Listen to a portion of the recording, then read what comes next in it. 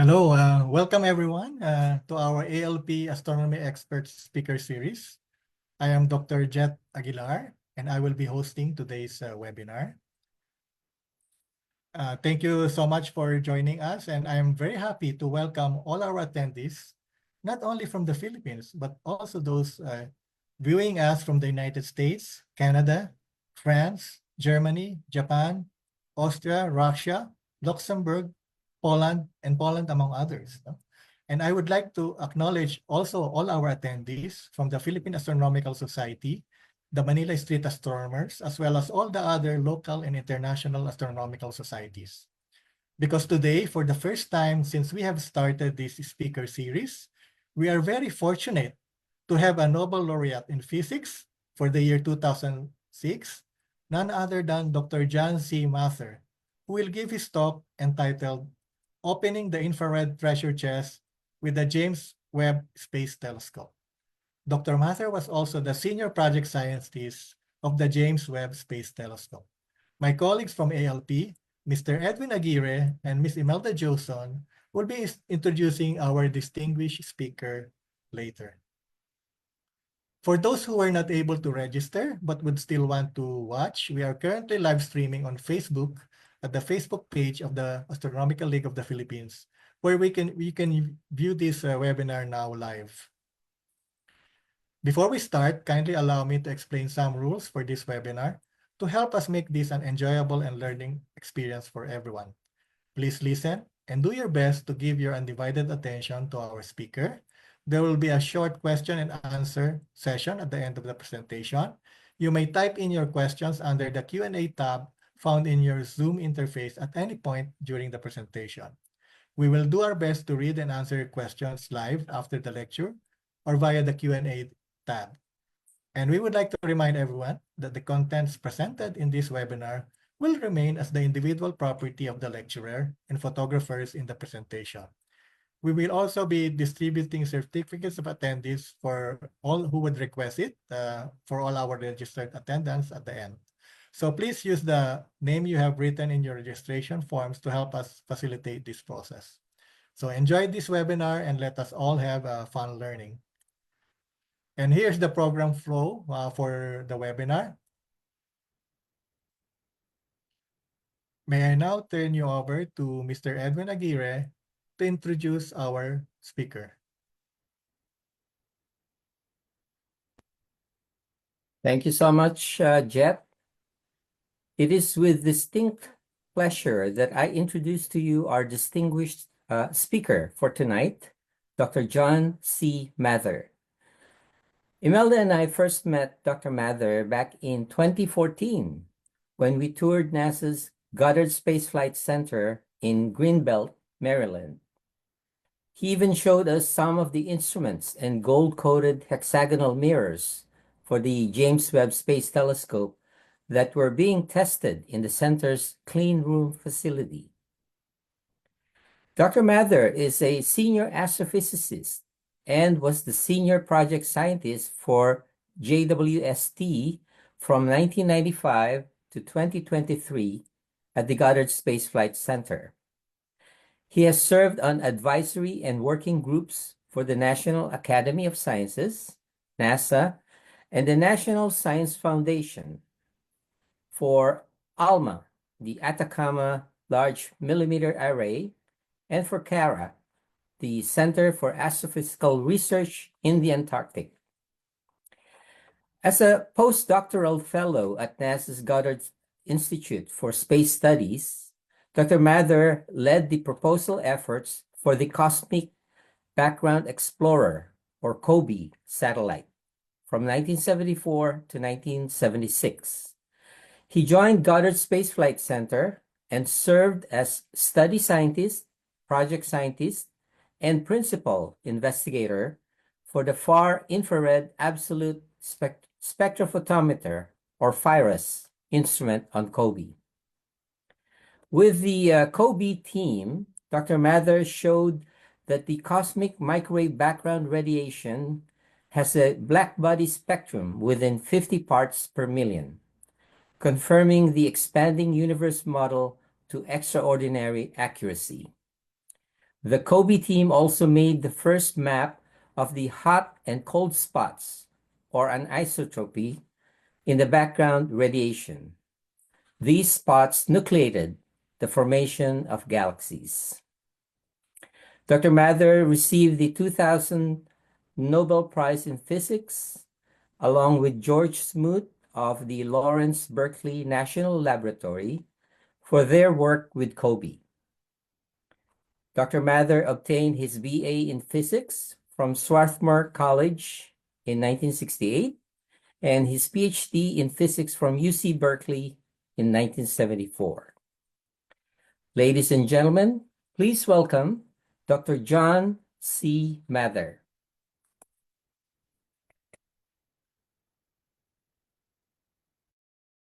Well, thank you for that lovely introduction. I will be very happy to tell you some of the secrets of the universe and a little bit about how we got to find out about them. I'm so happy to be invited to talk with you because our results are so beautiful and our project is so magnificent. It seems almost a miracle that we're able to do these things on behalf of the entire public in the entire Earth. So here we show a picture on the opening slide of the great telescope as we imagine it to be in outer space. You see the great whole golden hexagon there is made of 18 smaller hexagons. And they're actually not solid gold, of course, that's very heavy. The mirror is made of beryllium, element number 4 in the periodic table, and it's coated with a very thin layer of gold because gold is the best reflector for infrared light. So this project started for me in 1995. Other people anticipated the need for it many years before that. So in the end, it took us about 20,000 people to build and fly this observatory, and it's available for use by all astronomers around the world. To use the telescope, you have to write us a proposal and write a good one, but it doesn't depend on who you are. We review proposals to use this observatory in a what we call a double-blind process, where you write the proposal so we cannot tell who you are when we're reading the proposal. So graduate students win proposals, and people are chosen from around the world to use the telescope. So anyway, there it is we imagine it to be in outer space. The telescope is a joint project of NASA with the European and Canadian space agencies and with many, many other organizations contributing to the process. So I will tell you a little bit about why we do this, of course. So questions many of us have had since childhood. Where did we come from? The ancient philosophers had many answers for this, ancient religious thinkers. We're still beginning to understand this process through science by observing the history of the universe and the history of formation of the solar system and the possibility that there could be life elsewhere in the solar system or in the universe. Then we get to the question of what is we? What is a human being? Or what are we as a collection of living creatures here on the surface of a small ordinary planet orbiting around an ordinary star? What is our cosmic history? Well, astronomers can work on that part until the formation of planets, and then we have to ask geologists and paleontologists and biologists to tell us the details of what happened here. Are we alone? Well, I think not. I think there are living things in many places in the solar system and on planets around other stars. On the other hand, I think creatures like ourselves that are able to have a conversation of this kind are quite rare. So there may be a few others in the galaxy with us at this time, but they're too far away for us to find them easily. A very deep scientific question is life a miracle requiring divine intervention, or is this a thermodynamic imperative, as I call it, something that will always happen given a chance? And so my opinion is the second one, that it will always happen given a chance. And what would be water at the right kind of temperature. How far can we go? And personally, we can get as far as Mars. We've already gotten to the moon, and that's about as far as we can go without extraordinary new technology that we cannot yet even quite imagine. So people can go to Mars, But we astronomers, and you and I, can travel with our imagination as far as you like. So astronomers see everything twice. We take a picture, and then we make a picture, make even a video, and we tell you a story. So the original picture is only a small part of what we now look at and imagine out there in the sky. So a little bit of history. Back in 1929, Edwin Hubble drew us this graph. It's the first one that showed that the distant galaxies are going away from us with a speed approximately proportional to distance. So on the vertical axis is the velocity of motion away from us. On the horizontal axis, what he thought the distances were to the nearby galaxies. And you quite clearly see a trend. If you can divide the distance by the speed, then you get roughly a constant number, which would be approximately the age of the universe. And in 1929, he got it wrong because his distance estimates were incorrect. So it took us a long time to find the mistakes. By the way, this graph was predicted by George Lemaitre, who was a Catholic priest in Belgium and also a mathematician with his doctoral degree from MIT. And he had used Einstein's equations to predict that this must be true. When Einstein heard this and read about the calculations, he said basically that your calculations are correct, but your physics is abominable. So Einstein was wrong that time. And he has been wrong a few times, but he's a totally amazing person to think about himself. Anyway, so we know the universe has an age from this picture. And from this grew the idea of the expanding universe. There was additional evidence found, namely the nuclear physics that would predict the relative abundance of hydrogen and helium coming from the hot initial universe, a highly compressed early state. And then later on, the prediction and the discovery of the cosmic microwave background radiation, which we measured with the Cosmic Background Explorer satellite.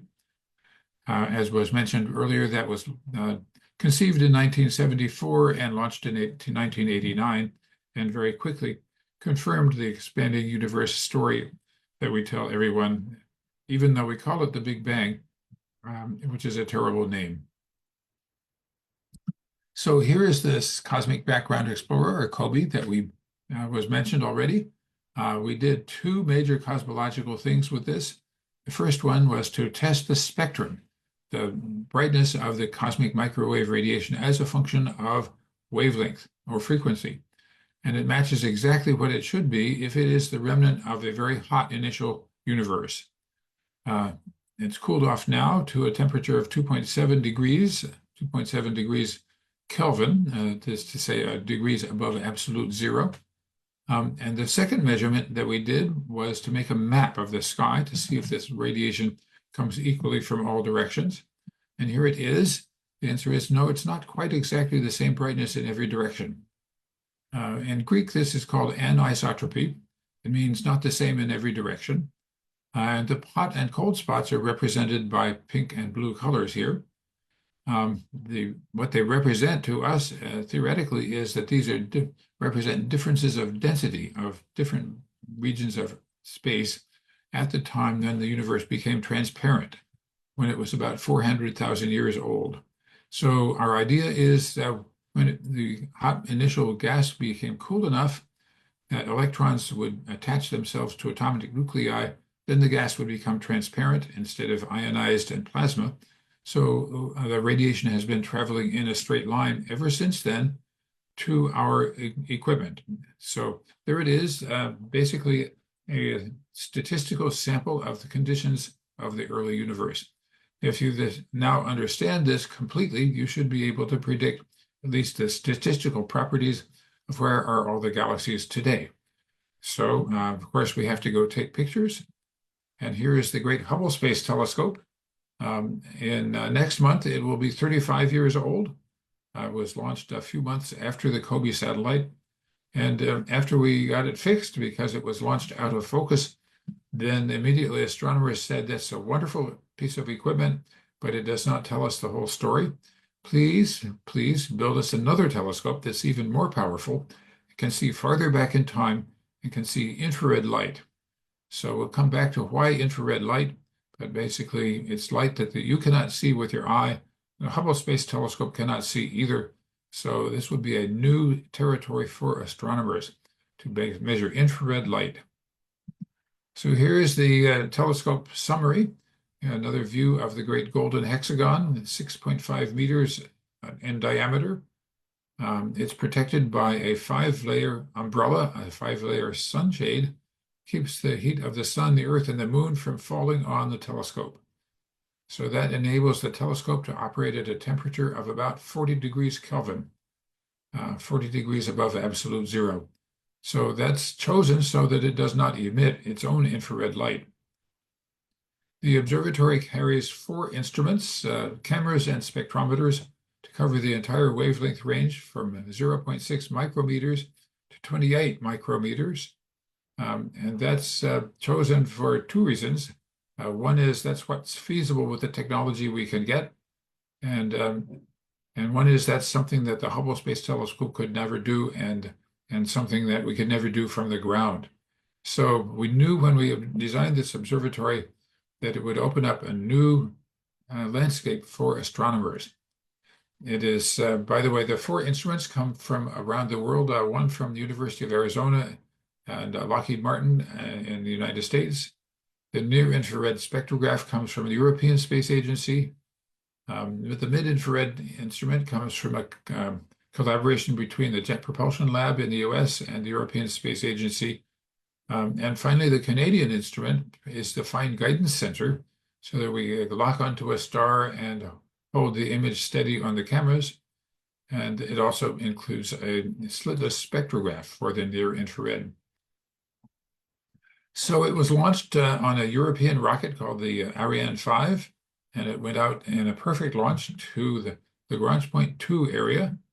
So here is the perfect launch. It was approximately 9 o'clock in the morning at local time. For memory, this was a day when a COVID epidemic was extremely dangerous for us. So anyone who was not required to be at the launch site or in the control room was forbidden. So I watched this launch on television from my home, as most of us on the team did.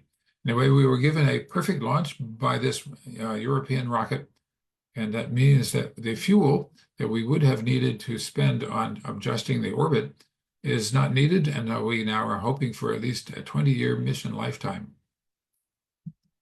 This is where we sent the observatory. We orbit around the Sun-Earth Lagrange point 2. These are places where the combined gravity of the Sun and the Earth is just right to pull a satellite or an asteroid or an observatory around the Sun once a year with the Earth. So the Webb telescope orbits around the number 2. It's 1.5 million kilometers from the Earth. And of course, that's 1% of the distance to the Sun. So this drawing is not to scale. By the way, Leonhard Euler discovered the first 3 of these points back in 1750. But it took Lagrange and his more sophisticated mathematics until 1772 to find them. So now I want to talk about why do we observe infrared light? There are 3 main reasons. One of the most beautiful ones is this one. This is a cloud of dust surrounding a new star, which is in the process of sending out jets of material. You can just barely see it there in the middle of the picture. I'm not sure if I can show this. I will try to show it to you with my pen. Here in the middle is a star,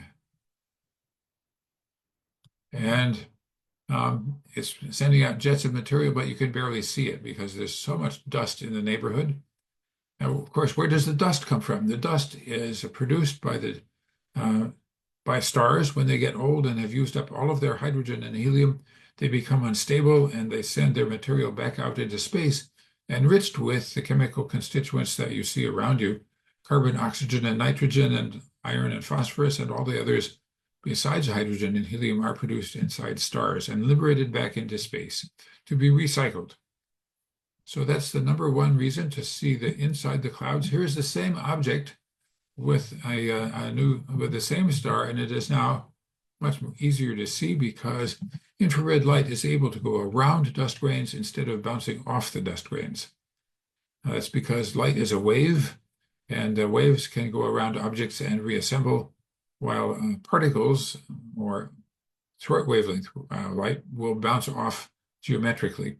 So this is clearly a clear demonstration that infrared is very important to see inside clouds of dust.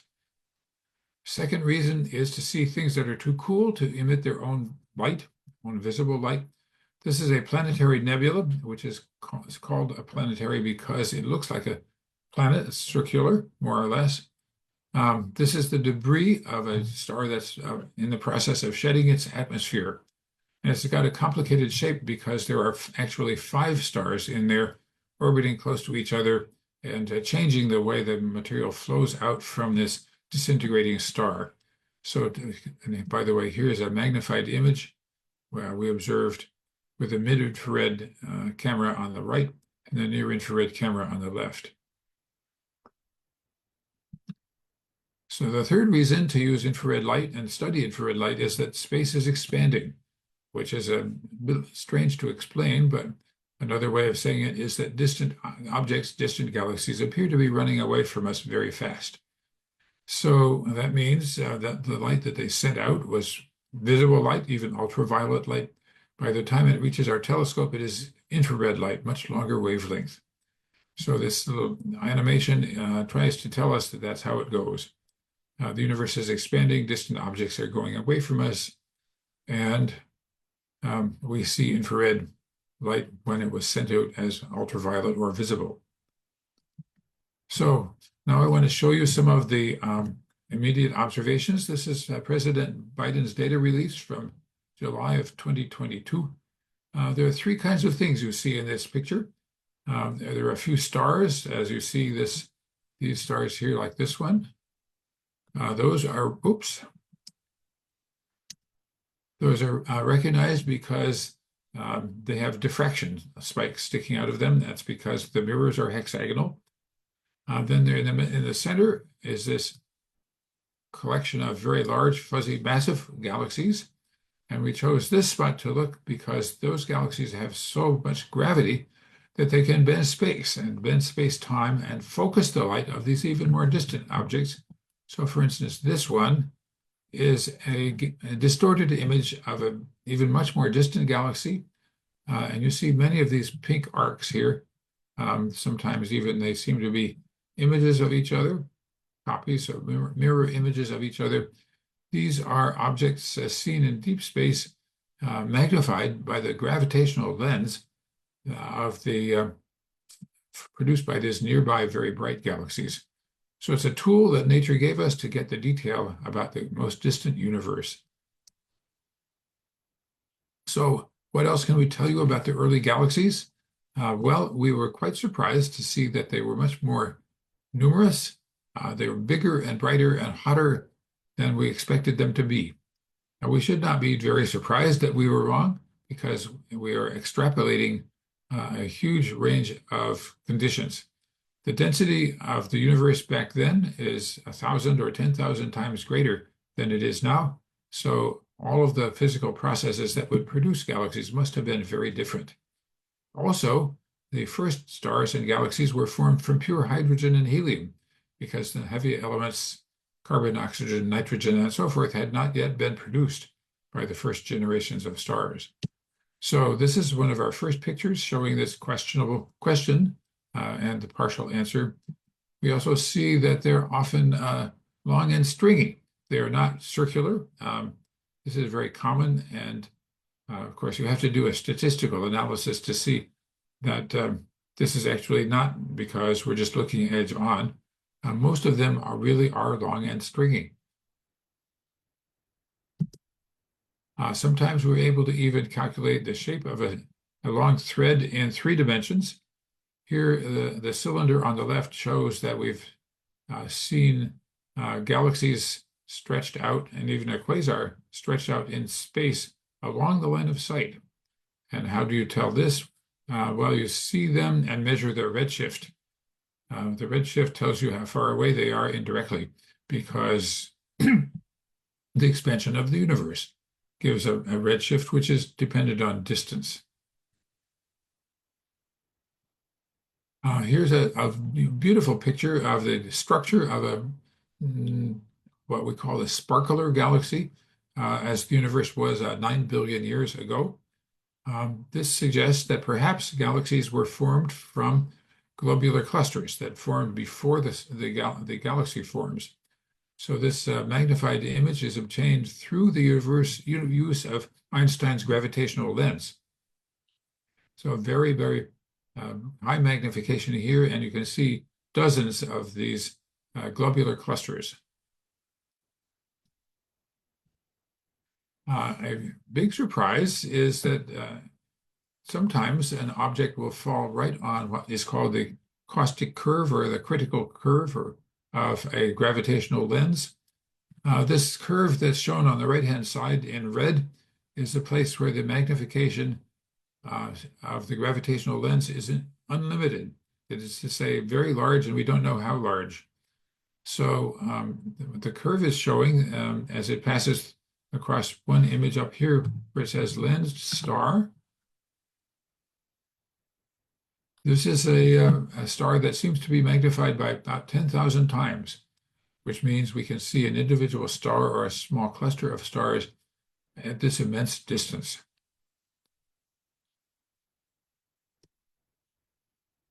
Here's a particularly beautiful image. This is a gravitationally lensed image of a single galaxy. And the lens is, of course, not designed by people. It's designed by Mother Nature. So there are 3 images of one galaxy. Image A, image B, image C. And this happens to be also exciting because there is a supernova seen in each of these images of the galaxy. So you see that these 2 are a little bit mirror images, because on this one, the supernova is on the upper right. On this one, it is on the lower right. And so this is a very interesting combination of geometry that we can use to work out the properties of the galaxy and the gravitational lens itself. Here is the most distant galaxy we've yet found. It was formed when the universe was about 290 million years old. So how do you know this? Well, after you find this and take a picture with color filters, we say, well, this is a very red object. It only emits very long wavelengths of infrared. And then we have to point our spectrometer at it and see if it has the characteristic shape that it would have if it's a very, very distant galaxy.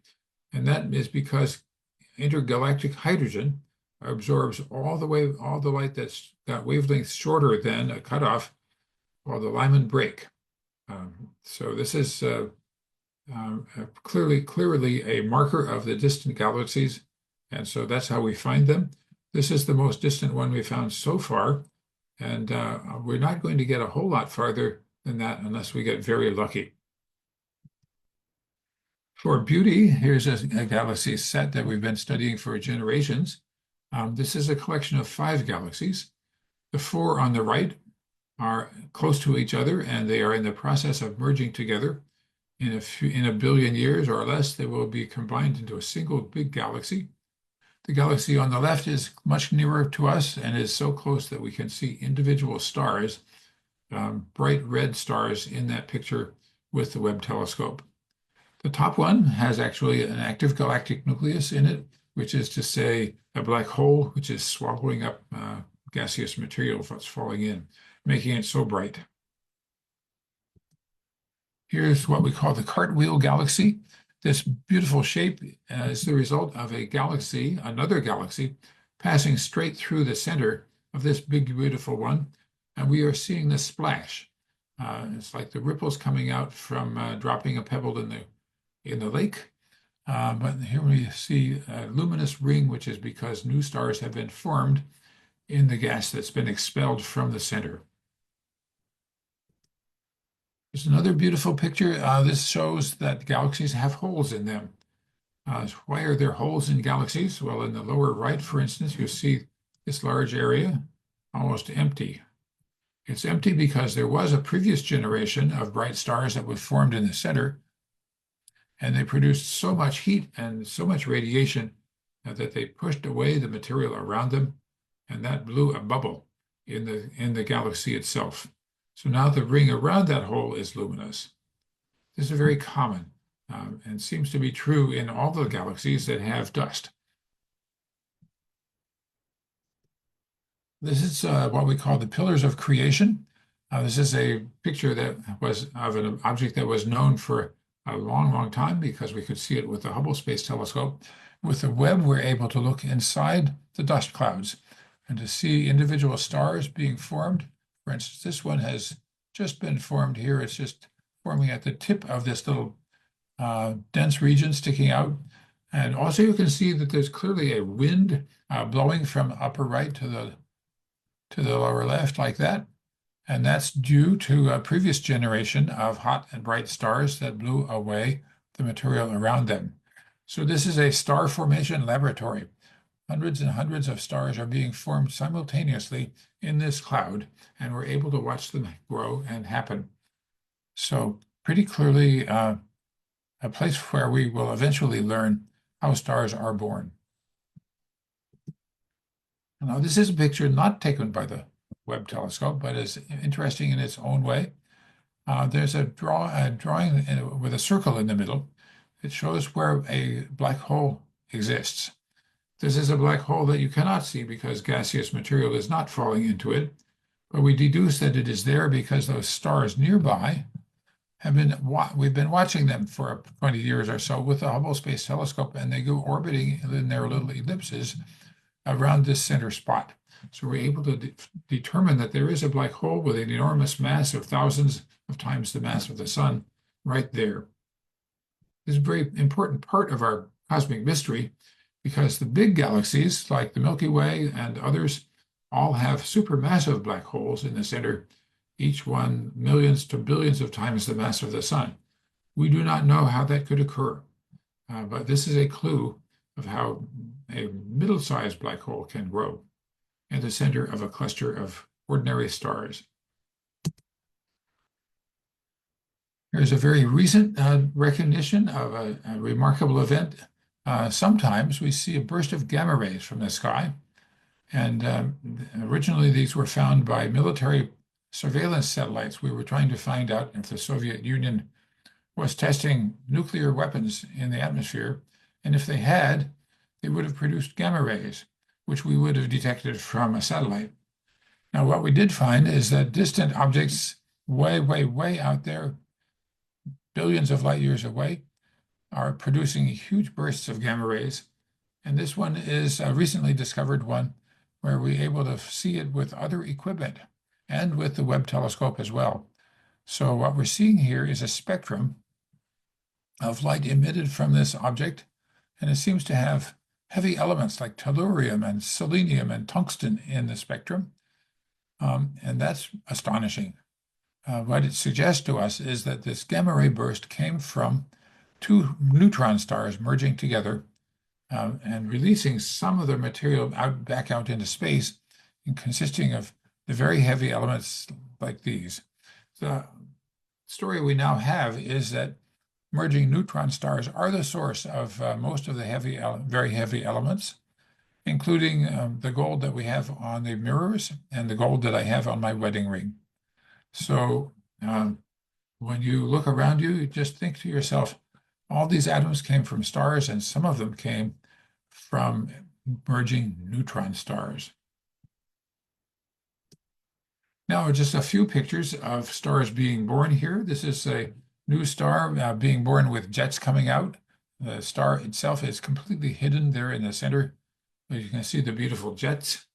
We have not yet understood how the jets are formed, but they clearly are very common. Here's another picture, another object. We see a brand new star being born right in the center, right here, where the pointer is. And we think there's a disk of material orbiting around it here in this plane that sort of looks like the hamburger in the hamburger bun. And so light from the star, which is hidden, is shining upwards and downwards. We imagine that there is an orbiting disk here with planets being formed as we speak. Come back in 100,000 years, maybe you can see the planets themselves. Another beautiful thing we've seen here is called Jupiter mass binary objects. In the constellation of Orion and the Orion Nebula, they found about 20 of these pairs of objects about the mass of Jupiter. So we used to think that planets would all form orbiting around stars, but now it seems that some of them form orbiting around each other. So lovely surprises to be explained in the future. Well, you can just see them right here in the picture. Here's a pair. There's another pair. There's a little pair up there. So pairs of objects, the mass of Jupiter. So we're also very interested in the exoplanets of a more ordinary type. This is how we've been able to study them with the Webb telescope. If you wait a while and you're looking in the right direction, you can see a star blink when a planet goes in front of its star. And this happens in this one. For a moment, the star gets fainter. We can say how much of the star has been obscured by the planet and how much of the starlight goes through the atmosphere of the planet on its way to our telescope. So we're now able to do spectroscopy and study the chemical constituents of a planet around another star. So at some wavelengths, the planet will appear to be larger and absorb more light than at other wavelengths. So here's an example of what we call a hot gas giant, more massive than Jupiter and quite close to its star. So this one, we can see that it has sodium and potassium and carbon monoxide, carbon dioxide, water, and even sulfur dioxide orbiting this very hot planet orbiting very close to its star. We have some evidence from watching a famous object called Beta Pictoris, the second brightest star in the constellation of Pictoris, the painter. When it was observed by the Spitzer Space Telescope about 20 years ago, it had an infrared spectrum suggesting that something had happened, that a collision between asteroids or comets had occurred. And we come back to it today, and the spectrum has completely changed. So the suggestion is that the debris from that collision has now spread out and is no longer observed with a particular spectrum. So the sky is not so quiet as we used to think.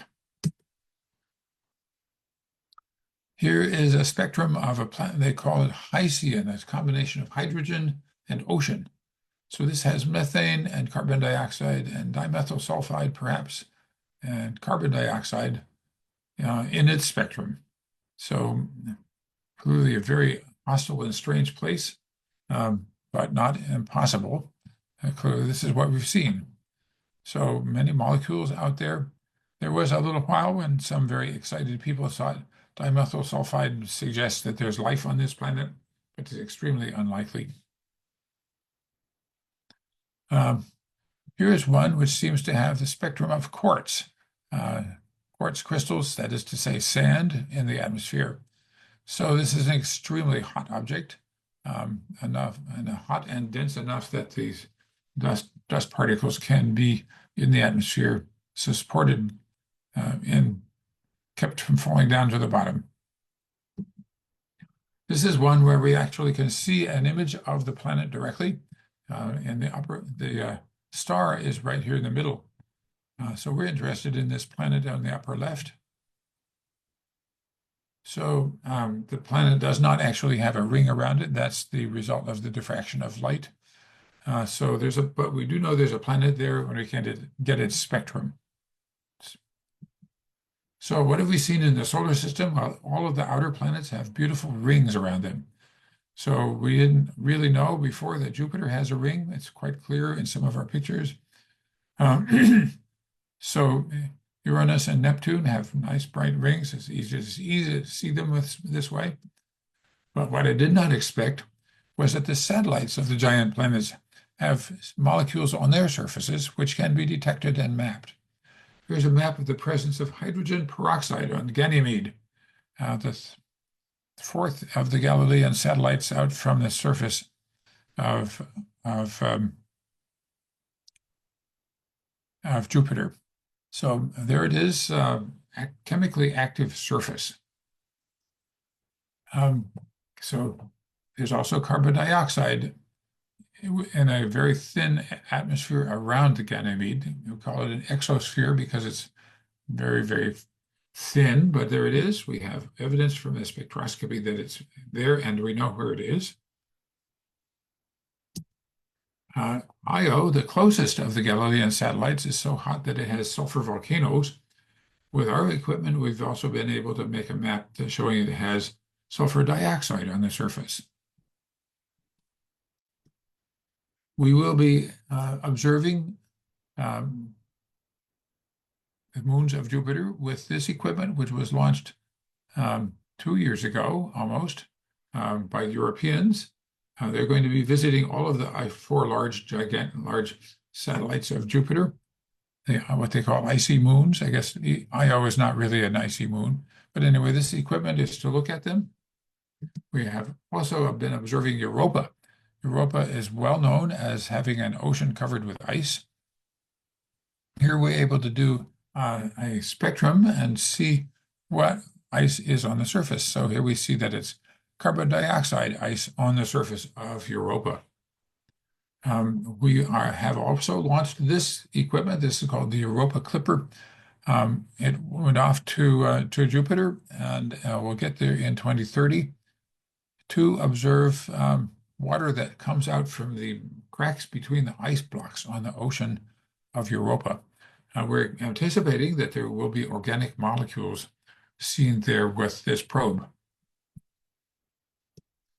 A few other things we've done. We have deflected an asteroid. We hit it with a big cylinder of metal, and what we're seeing here are pictures of the collision taken with the Hubble and the Webb telescopes. We have learned that debris comes out as expected. We've also measured the fact that the recoil is quite significant. If this were the collision of two billiard balls, there would be a certain amount of deflection. What we get is 5 times as much deflection as that. So we're beginning to learn how hard you have to push an asteroid to keep it from hurting us. Titan is a fascinating moon of Saturn. As you know, it has an atmosphere and it has lakes and rivers of hydrocarbons, ethane and methane. So there's rain and clouds and rivers and lakes of ethane and methane on the surface, which is water ice. How do we know that? We landed a probe there about 50 years ago from the Cassini mission and the Huygens probe, a European mission with the US participation. Anyway, we are launching this one, we will be launching this one to land in 2034, and it will carry this small helicopter, the quadcopter, propelled with little propellers, because it's possible on this satellite has a rather dense atmosphere, mostly nitrogen, along with the hydrocarbons that I mentioned. So this will be able to go hopping around the surface, looking at the geological features, and maybe even examining the changes of color and chemistry. So what is the structure of Titan like? Well, this is a bit speculative, of course, but we imagine an organic-rich surface over a crust of methane clathrate, which is to say water and the methane in a somewhat crystal structure. Then under that, some ice, then under that, an ocean, then another phase of ice at a higher pressure, and maybe even a rocky core way down at the center. So very complex system and very interesting. And if it is possible to have life in a place like this, well, there are certainly a water ocean there and organic molecules there. Maybe that ocean underneath is also alive. Or maybe the surface has a completely different life form based on hydrocarbons as a solvent. So in about 4.5 billion years, the beautiful Andromeda Nebula will come to us. We will have this amazing collision This is a simple version of the calculation. This is done with Photoshop. So that sort of summarizes the Webb telescope results that I wanted to tell you about. And I have a few minutes. I want to go on and tell you something else that we are currently working on for the next missions. So we have many new things we're building. This one was launched almost 2 years ago by Europeans on a SpaceX rocket. This is to look for the measure the presence of dark matter and dark energy. It's a small telescope, 1.2 meters in diameter, with cameras to cover visible light and near-infrared. And this is searching for evidence of dark matter and dark energy by looking at where are all the galaxies. The correlation of the galaxies with each other tells you about the distribution of matter in space, and we connect that with a theory of how the galaxies should grow, and we calculate the presence of dark matter and dark energy. In South America, this observatory is being completed as we speak. It's not quite ready, but I think they have gotten their first light in their camera. So it's almost there. This telescope is 8.4 meters in diameter, and will collect an image of the entire sky every 3 nights. So it's a very, very busy telescope. We expect 10 million alerts every night of things that changed since yesterday. So that's a huge amount of information about transient events. This is a key part of our new territory of astronomy called time domain astronomy or multi-messenger astronomy, because when something flashes, as we may see with this telescope, every astronomer around the world will say, well, I would like to look at it too with my equipment. So sometimes we see them with radio or gravitational waves or ultraviolet or visible or infrared. There's so many ways to track down a flash in the sky that we do expect to have some very surprising discoveries coming from this telescope. We are finishing up the Nancy Grace Roman Space Telescope at Goddard Space Flight Center. At the moment, the telescope is in the clean room, and it's about to be completed well enough that we can put it in the vacuum tank and cool the environment and make sure its temperature is correct. And then take it on to vibrate it and give it acoustic tests to make sure that it will survive launch. So this is coming quite soon, and it's in the final preparations. The instrument's been installed. And this again is aiming to study the dark matter and the dark energy. In addition, we are carrying an instrument to take images of areas around stars to look for planets orbiting near those stars. Unlikely to find an Earth, but we will certainly be looking to see what is visible. So long term, we want to build something called the Habitable Worlds Observer, a telescope as large as the Webb telescope, but much more perfect, but does not have to be cold. This would enable us to directly observe images of Earth-like stars orbiting around planets like the Sun. So we know this is where to look because Earth is alive and the Sun is a commonplace kind of star. So far, on the other hand, we have not yet seen any copies of the solar system around other stars. That is to say, there are no sets of planets where we have 4 little ones orbiting close to the star, and then 4 big ones, 4 gas giants orbiting much farther away. So the shape of our solar system is unusual. Whether or not that's essential for the formation of life, we can argue about. So our job with a new telescope is to observe basic issues. Are there or are there not planets with the spectrum and the color of Earth, suggesting that they have signs of life, in particular the color of chlorophyll and the presence of water, carbon dioxide, and oxygen is a sign of photosynthesis. So we think it's possible, and we know about what we have to accomplish. But right now, we're not ready to start on it because we're still finishing up the previous telescope. So come back in a little while, and I certainly hope that we will be designing and preparing to build this wonderful observatory. So I just, however, wanted to say there are a few other ways that would make progress. They don't always require something gigantic. This small group on the left in Canada built a camera based on commercial lenses from the Canon company and the best infrared and visible detectors they could find. And they found this fuzzy object on the picture, which appears to be a galaxy that's 99.99% dark matter. In other words, it's being held together by the gravity of something invisible. And that's a very strange and fascinating discovery made with this very small telescope. I think everyone here has heard about the gravitational wave detections using the LIGO Observatory. And here are the three people that got their Nobel Prize for doing this: Ray Weiss, Barry Barish, and Kip Thorne. The instrument has been improved tremendously since their original discoveries. And so now there's another gravitational wave detection every day or so.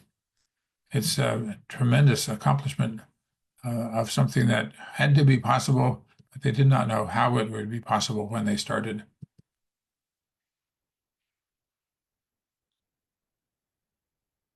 So we even have this other way of looking for gravitational waves using the pulses coming from pulsars, and just to count them very, very, very carefully. And once in a while, you see a pattern in the sky that says there are gigantic gravitational waves propagating through at very low frequencies with periods of the order of a year. So that's another measurement to make, and we've been doing that long enough that we have claims of detections. We're no longer able to say that it comes from a particular object, but we know there's something out there. So there's so many other things I could tell you about, but I think I should stop and have a discussion with questions. So thank you so much for inviting me to come and talk with you. And let's talk about what's on your minds. And wish us well on our new projects.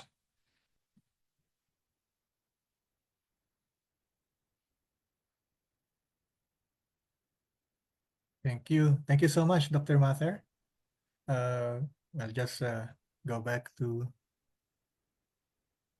Yeah, so ask me questions and we'll talk about other things, whatever is on your minds.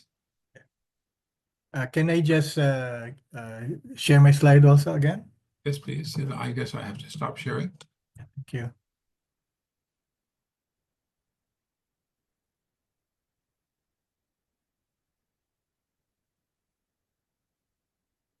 Okay, there we go.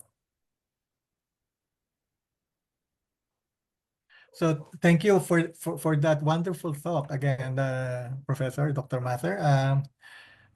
So many discoveries of the James Webb Space Telescope in such a short period of time, and there are a plethora of information that we have to absorb and understand. So thank you for starting out with all of this discussion or information with your lecture. And let me go now into some of the questions that were posted.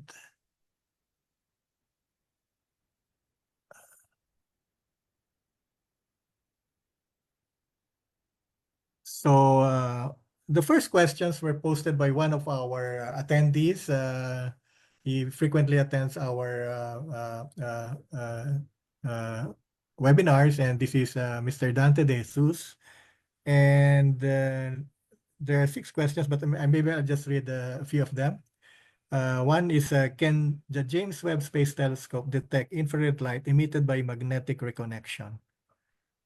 Magnetic reconnection. Well, let's talk about what it is. Yeah. Magnetic reconnection is something we see in plasma processes, and especially in the corona of the sun. So we see mechanical energy stretching out the magnetic fields, and sometimes this magnetic field becomes unstable and energy can be released, kind of like a magnetic lightning bolt in space. So answer is yes, we can pick up the signs of that if it raises the temperature of something enough. Now, most of the places where we see these reconnections are very high temperature, very low density. So it's not easy for such a region to emit detectable infrared. So we can look, but we may or may not see anything. Yeah. Thank you, Doctor. The next question is James Webb Space Telescope capable of tracking heat signatures of magnetic events like jets, flares, solar filaments, etc., that seem to be created by magnetic interaction? Well, we are certainly able to see that if something has the right temperature for us to observe it. So most of the things that magnetic fields affect are hot, but on the other hand, magnetic fields do affect the formation of stars. The magnetic fields govern the motion of conductive plasma. So for this particular process, the material that's going to be pulled together by gravity to make a new star is magnetized and conductive. And that's one of the reasons that we have those amazing, beautiful jets that I showed you. See if I can pull up the picture again to show you here. You would like to share again your slide? Yeah, let Stop me show it sharing. again here. Okay.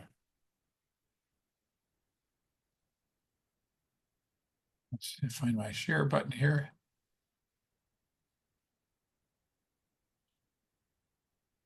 So, oops. Had it in front of me a moment. Here it is. This is a new star with jets of material, and the jets are presumed to be shaped by the magnetic fields. So yes, and the details of the energy release and the conversion of magnetic energy into kinetic energy and heat are pretty mysterious to us, but we can see something is happening here.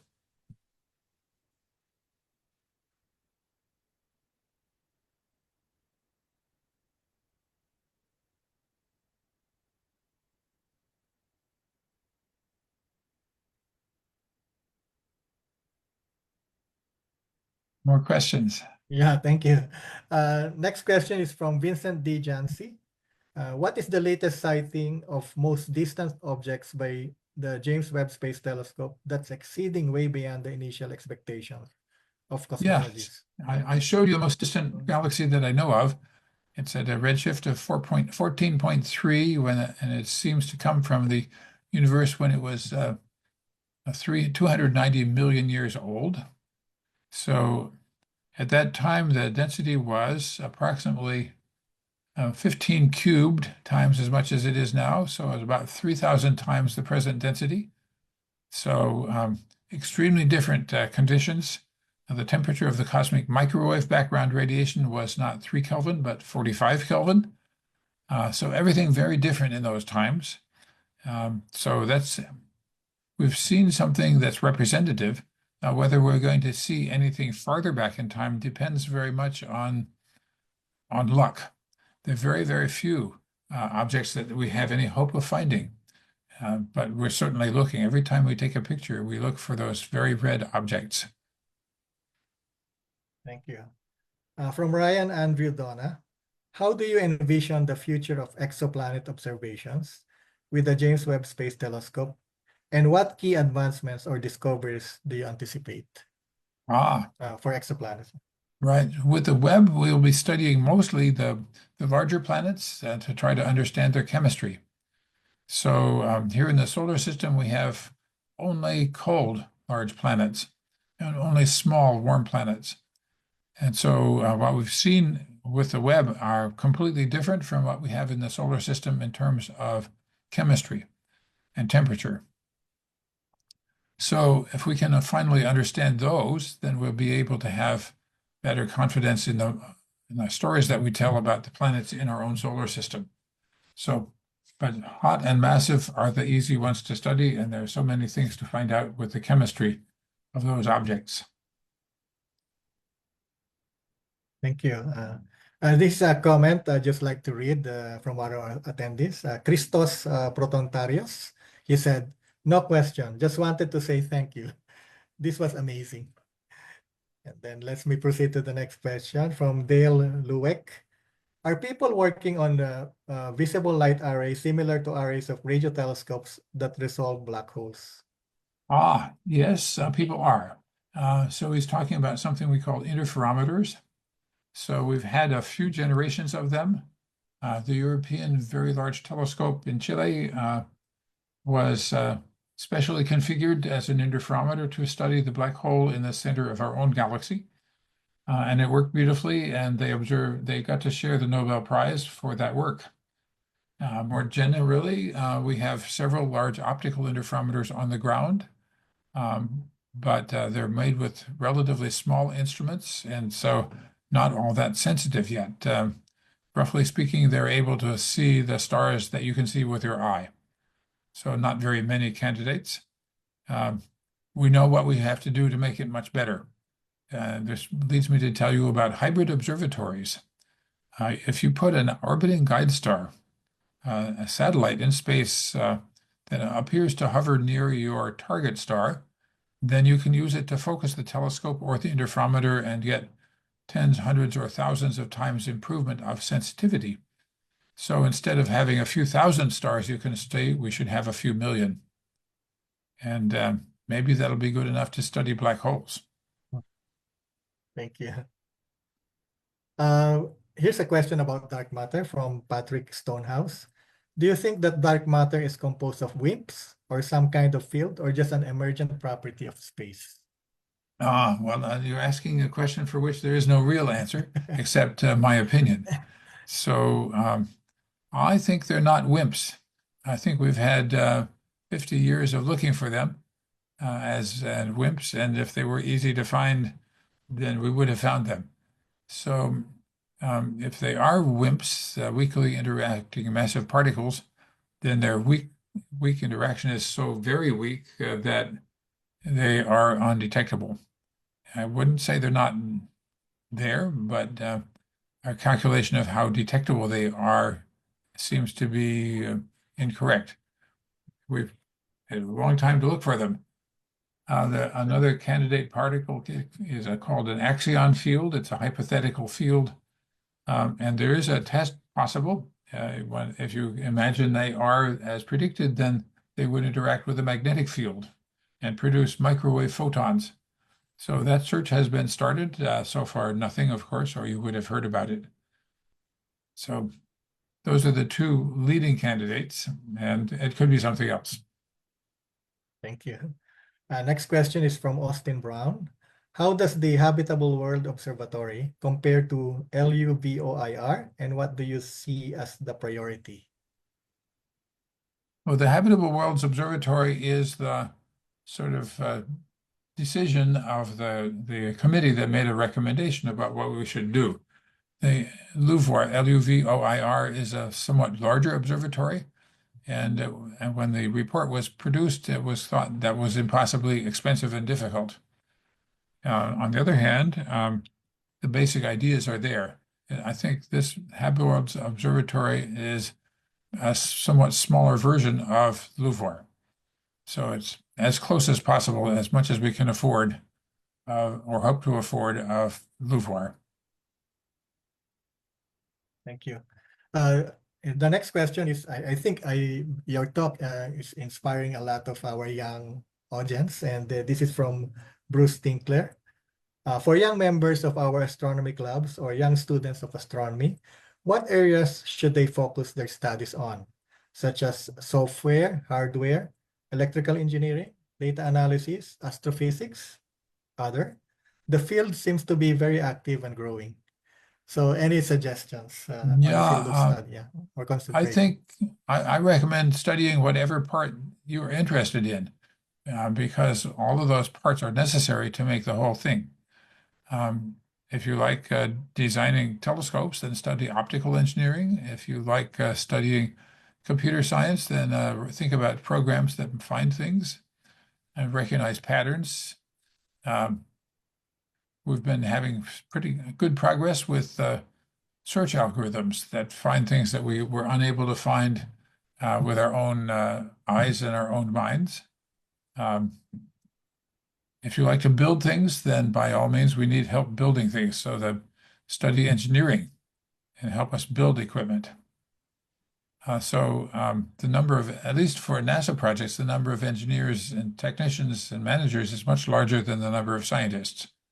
So I think there's more opportunity in the engineering area than there is in the science area. But the short answer is do what you think is most interesting. Thank you. From Harold Akilit, how will ESA's Jupiter Icy Moon Explorer, JUICE, adjust and adapt to the expanding nature of the moon's surface while accurately gathering data? What challenges are you facing in terms of launching the satellite?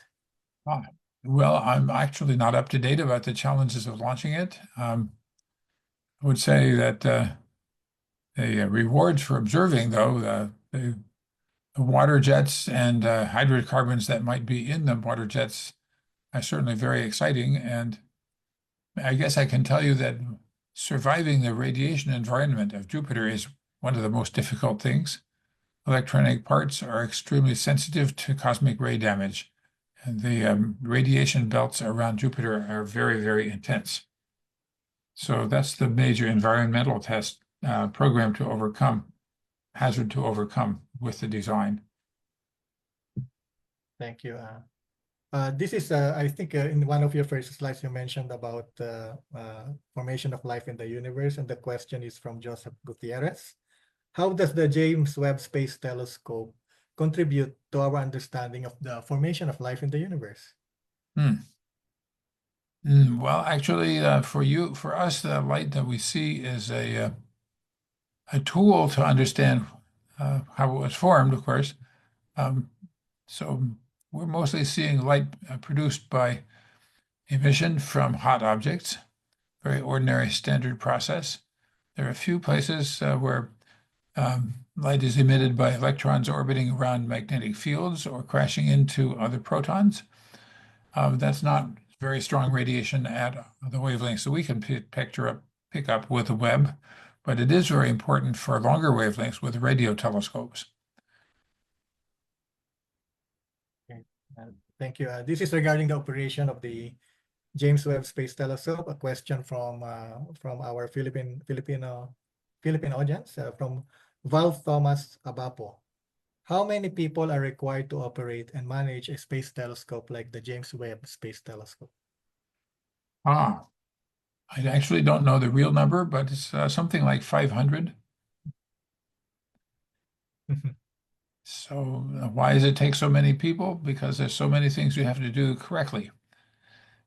It's not possible to make it simple and routine. Basically, you can write a computer program that does a lot of what you do, and then you have to make sure it's right every time. So, for instance, when you say, I want to telescope to the point of my particular target, you have to generate a long list of commands that get it ready to go there and tell it how to set itself up. And then, just to be sure that you haven't made any dangerous mistakes, you have to practice. So how do you rehearse sending a command to a telescope that's in space?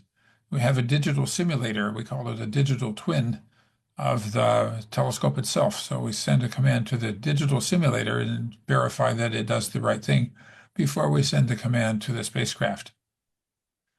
Similarly, when we get our data back and we process it into images, a lot of people have to look at the picture to say, I think it's about right, and that doesn't have any mistakes. So we have many mistakes to be corrected, especially cosmic rays that hit their detectors randomly and make little random spots that you have to say, well, that's not real, remove that. Another technical question about the telescope from Austin Brown. And it's more of an engineering question, as he mentioned, but is the James Webb Space Telescope primary mirror spherical or aspheric, and why? How was it made, and how was it measured and polished? Well, actually, the Webb telescope mirror is almost parabolic, but not quite. So the desired prescription is it's an elliptical mirror with slightly less eccentric than a parabolic mirror. And it is made out of 18 hexagons, each of which has to represent its particular portion of the great elliptical mirror. And of course, they're all imperfect. They're produced and polished separately. So we have to measure them each individually and make sure that they match. So that's a very elaborate test program. So special techniques were invented to do that. First, you make and polish the mirror at room temperature. Then you cool it down to the temperature it will have during flight. Measure again. Then you say, well, it's so and so many nanometers wrong in a certain spot. So you make a map of the continent, the hills and valleys. Then you warm it up. Then you polish off the hills with a tool. So now it's going to be about the right shape when you cool it down again. So they've gotten very good at this, so they can do this in just one step. Make it warm, cool it down, measure it, warm it up, fix it, cool it down, and it's okay.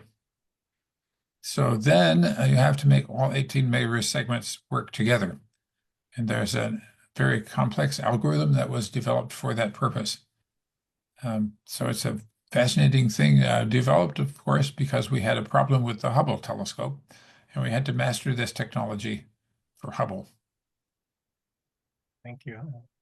I was about to ask a question related to this, but we all know that AI is a very common buzzword currently, and this is a question from Patrick Stonehouse.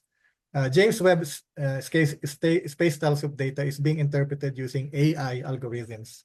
Will a quantum computer, once completed, be able to reveal new interpretations of the James Webb Space Telescope data previously unimagined?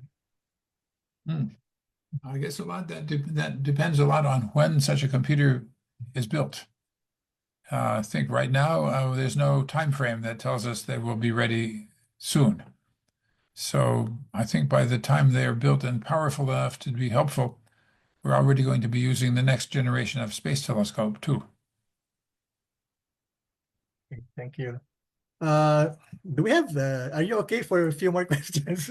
Yeah, sure. Well, I'll just read some of them here.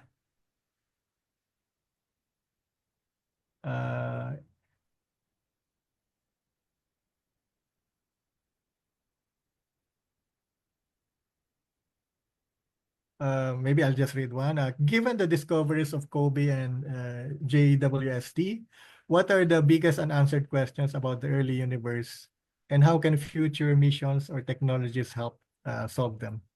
Well, okay, there are three big questions. We have the dark matter and the dark energy, for which astronomers have evidence, but it's very indirect. We see the effects, gravitational effects of the dark matter. We're not able very well to say in detail where it is. We certainly are not able yet to answer the question of does it interact with anything directly. So far, it seems to be entirely transparent, interact only gravitationally. But hypothetically, perhaps it interacts with other dark matter, and hypothetically, it could even be destroyed in nuclear reactions inside stars. For instance, if dark matter is its own antiparticle, then a dark matter particle and its own antiparticle could annihilate and liberate energy. So we have to look for signs of that. Currently, there's a big discussion about the actual rate of expansion. It's called the Hubble constant, and we have two different measurements that disagree by a statistically important amount. So historically, we've had trouble with this number, and always we've eventually ended up with saying, well, they were both wrong. But this time is new, and so maybe there is something strange happening in the early universe itself. So ask again in 10, 20, or 30 years, and maybe we'll have a better answer for you. Thank you. By the way, that question was from Carl Michael Divino. And then here is a question from Jacob Mata. We use adaptive optics to correct our Earth-based telescopes for atmospheric interference. Is there an equivalent signal correction needed for the James Webb Space Telescope? What phenomenon are out there that needs to be corrected? So the thing that we have to deal with is the telescope is slightly unstable. So those 18 hexagons are all adjustable. We can change the position and orientation of each hexagon and also the radius of curvature of each hexagon. So we have a way of measuring the optical error in flight, and then calculating what we're supposed to do to keep it as close as it can be to perfect. So this is the algorithm that was developed following the Hubble out of focus problem. So it's the same algorithm just applied to this telescope with more adjustments on it.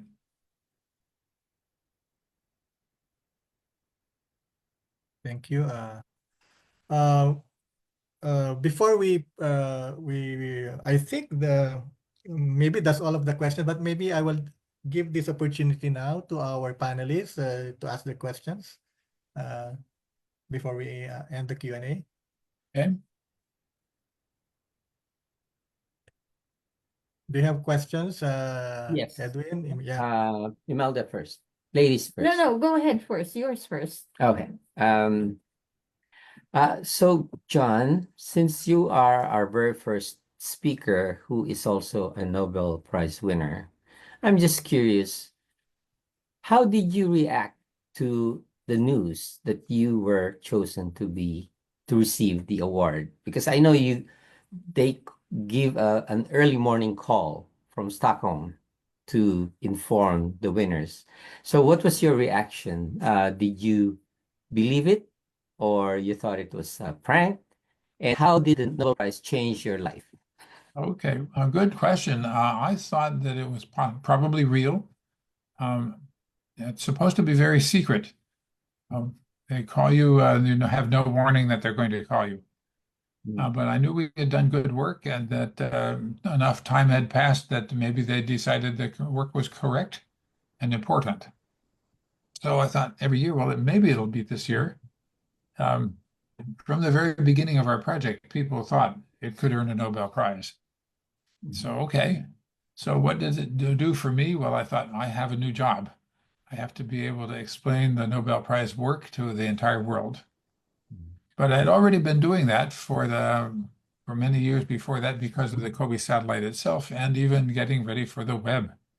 So, okay, so I have a new job, but it's pretty much similar to what I had before, talking with people. And I thought, well, it'll help make sure the Webb telescope gets launched. I do have a quick follow-up question, if you don't mind. Sure. It's regarding, I know you don't like the term Big Bang to refer to the moment of creation, but what was there before the Big Bang occurred? And if the universe is expanding, what is it expanding to? Yes. This is what people say, and it's very misleading. So what astronomers see is an infinite universe, as far as we can tell, no center and no edge, and it's expanding into itself. And there's not a first moment. We talk about the moment of creation, but it's actually not true. There is no moment before the first moment. As you imagine running the expanding universe backwards in time in your mind, you see the density increasing and the temperature increasing, but you never get to where there's nothing. You only get to something where there's something hotter and hotter. And so the idea that the universe was created from nothing is very misleading.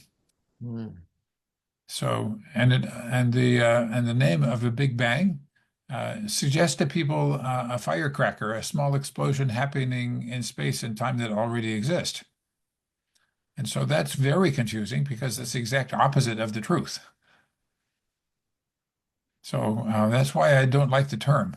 I would rather call it the expanding universe. Great. It's very hard to comprehend, but thank you so much for the Explanation there. Yeah, well, it's actually this is much simpler than the wrong concept. The wrong concept has working backward.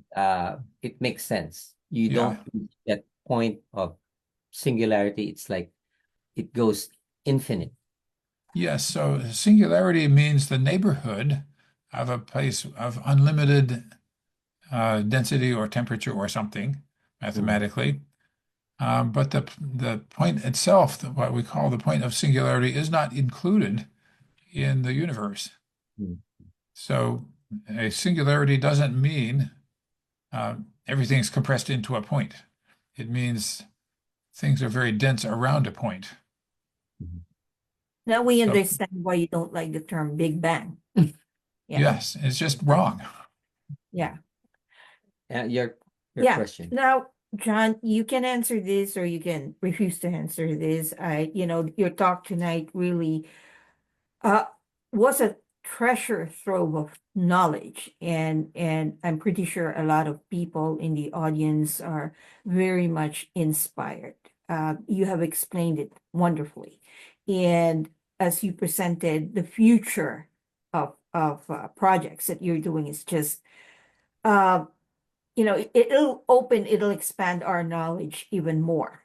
But my question is this: with what's going on with the funding cuts, NSF and all, NASA and all others, how will it impact these projects? Future projects. Good question. We don't actually know. Right now we have a very chaotic situation. But what happens next, we don't know. So if Congress says, well, we're actually in charge of the budget, not you, then they could make it the way that they wanted it. So in history, the president has always proposed a budget that was a cut for the sciences. And the Congress has always said, well, we don't like that. We're going to add more money. So this, however, year is different here in the U.S. And so we just don't know what's going to happen. If things continue as they seem to be, it's a disaster. But maybe that will not continue. So there are ways you can hope for where the cuts will be reversed. People that have been fired will come back, and Congress will say, actually, what we really want is something different from what the president is doing. So we shall see. This is just the beginning of a very long process. Yeah. I'm hopeful that it can be reversed, and I'm afraid that it won't. But so I don't know. But do you foresee any jeopardy in the continuing operation of James Webb and Hubble in terms of funding to continue operations? Yes, if the mood of let's cut everything continues, then it could hit the Webb telescope and the Hubble and all the others too. So that's would be a terrible thing for science and for the public. So don't know what will happen. Yeah, hope for the best. Thank you. Yes, that's my plan. Keep on working until they tell us to stop. Okay. But John, would that not, if that ever happens, we're going to lose a lot of talent out there, engineers and scientists. Should Edwin and I go out there and have a placard for science? Yes, maybe so. Or maybe if you're in the Philippines, you should start your own program. A lot of people will be looking for a job. Well, Edwin and I are here in Massachusetts. So. Yeah. So I think we should expect an international flow of science and engineering talent. Yeah. For many generations, people have been coming to the U.S. because we offered the jobs and had support. And if we don't, then people will go somewhere else. Because what you're doing, what JWST and all the other project, it's not just for the US, it's for humanity. And it gives us a better understanding of the universe and makes us realize how insignificant our life is compared to the cosmos, the universe itself. Yes, there is that. And there's also the fact that we are very important to each other. And we are the only place in the known universe where people can have a conversation like today. Yeah. We are perhaps insignificant, but also unique. Yes. Yeah. Correct. Great. Thank you, John. Thank you Yeah, for inviting me to come. It's a pleasure to talk with you, and your questions are brilliant. Do we have other questions before we end the Q&A? I have one. Is it all right? Okay, Peter. Yeah. Yeah. Right. Yeah, disproving like the Big Bang theory like that. Um, just a quick question. Like given the principle of an atom, and the moon's revolving around its parent planet, doesn't this apply to the bigger scale, like galaxies might be revolving around something as well? Ah, Yeah. yeah. So you're asking, do galaxies revolve around each other too? It's something like um, galaxies revolving around a central object in the universe, because it's something like, if you would look at an atom, it has a nucleus, and then we got the protons and electrons revolving around it, and then on a much bigger scale, you have moons revolving around planets, and then planets revolving around the parent star. So, given those situations, could there be like galaxies might be revolving around something much bigger than something in the universe? You're actually asking about what's the really largest things in the universe. Yes. And we have found structures that stretch for hundreds of millions of light years. Yeah. So it's hard to find them because you can't really, when you take a picture of the sky, you don't know how far away each object is. So you have to measure the distance of every object in the picture before you can build up a three-dimensional idea of where everything is. But there are indeed things that are stretching hundreds of millions of light years across. Then there seems to be a limit. We are not able to tell whether there's something bigger than the universe that we can see. So we can see a certain distance in every direction, and that's set by the age of the universe. We can only see that far because light has only had so much time to travel. We imagine that there's much more universe beyond that, which we will never know about. So our question now is our piece of the universe representative?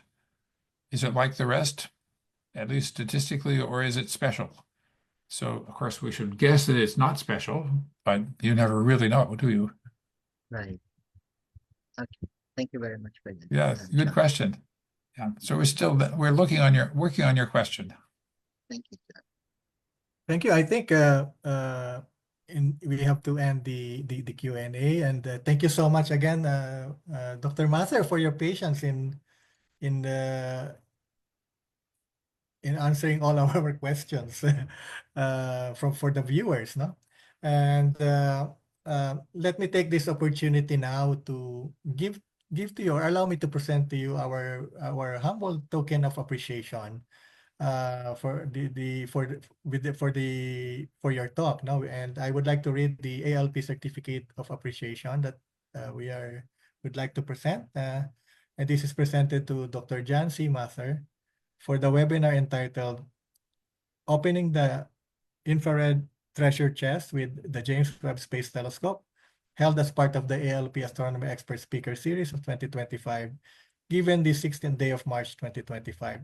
Signed by yours truly, Dr. Jose Francisco Aguilar, President, and Andrew Ian Chan, Vice President. Oh, thank you so much again, and for your patience, and praying that your work will continue, and the work of all the entire the community, very, very important and substantial work will not be discontinued. Thank you. Thank you. It's a beautiful certificate, and I much appreciate it, and especially the good words and encouragement in interesting times. So you've inspired a lot of the young people who are watching now, and hopefully they will continue your work in the next few years. Thank you. Thanks So again. yeah, thank you, Yes. sir. Thank you so much, John. Dr. John, thank you. Thank you Thank so you. Okay, much. bye-bye. Good night. Good night. And good morning. Morning. Yes. And for thanks to all our attendees. participants. Yeah. Attendees, yeah. Thank you very much. Yeah. So before we conclude today's webinar, I would like to thank all our participants and attendees for joining us. This is actually, I think, the 29th webinar in our ALP Astronomy Experts Speaker Series since we started 2 years ago. And we are very fortunate to have such a stellar group to grace our very prominent speakers as shown in our latest talk. No, so here are some of, as you can see here, some of the talks and the distinguished speakers that have graced our web. Yes, I see some familiar faces there. Yes. Yeah, and they gave their generous and precious time to share their knowledge and expertise to the world amateur astronomical community. Thank you so much again, and hope we can continue with this in the next years to come. So for those who missed our previous ALP Astronomy Expert Speaker Series, you can view the recordings of our past webinars at your convenience at our official ALP YouTube channel. And for our upcoming free online talks, we will just make the announcements in our social media page, or you can view our astroleaguefields.org and our ALP Facebook page. So again, thank you everyone, and take care. Bye, everyone. Bye-bye. Thank Thank you. you to all Thank our you, John. attendees. Thank you, John. Thank you Dr. so John, much. thank you. Yeah. Thank you. For the panelists, we will have a short post-webinar meeting. I will post the page. Thank you. Okay. Thank you. Thank you. Thanks. Bye-bye. Good night. Guys, Sure. bye. Bye. Good Bye. night.